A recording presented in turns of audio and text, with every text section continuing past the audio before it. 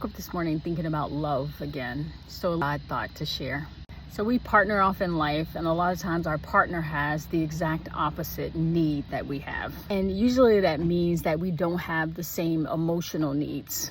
But God gave us the directive. He said the man and his wife are naked and unashamed. That means that inside this partnership, I don't judge my partner and their needs, and I don't make them feel ashamed. So I'm going to talk about a dynamic that is not as traditional. And that is that if I am a dismissive, avoidant woman, so I am a woman that does not have a lot of capacity for intimacy and love and closeness, the odds are you're going to bring in a very anxiously attached man, which means that this man is going to be read as clingy.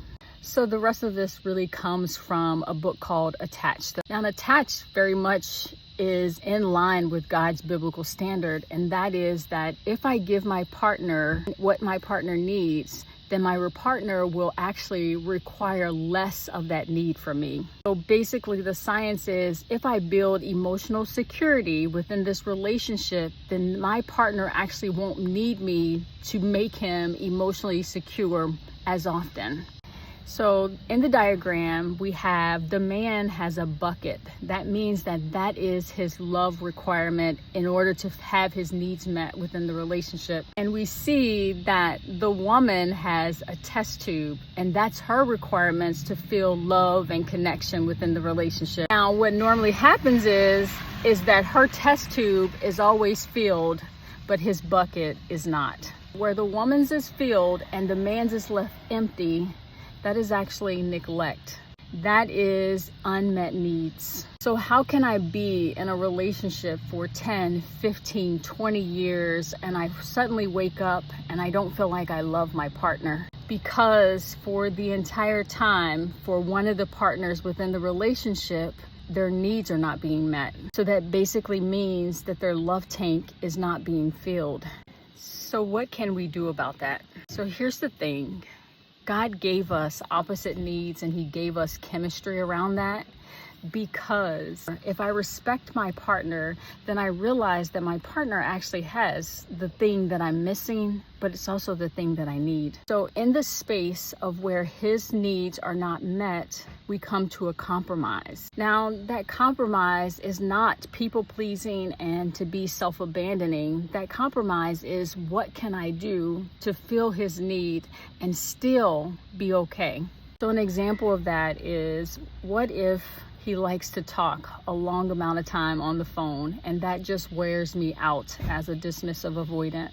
So instead of resolving not to answer the phone or to be on the phone for hours on end, I can instead say, I can have this 10, 20, 30-minute conversation with you, and then I have to go. So in that compromise, what I have just built is emotional security for my partner, but I also have built emotional security for me, meaning that I am bridging intimacy where I would just usually fill it with neglect.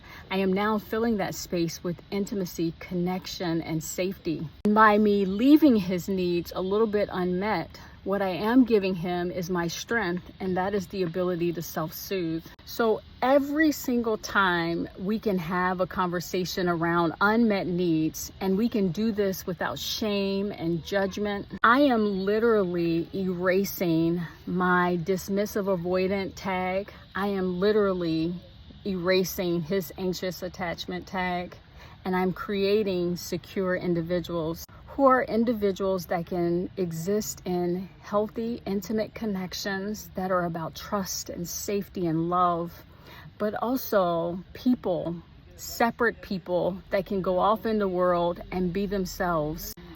And then this relationship becomes healthy and reciprocal.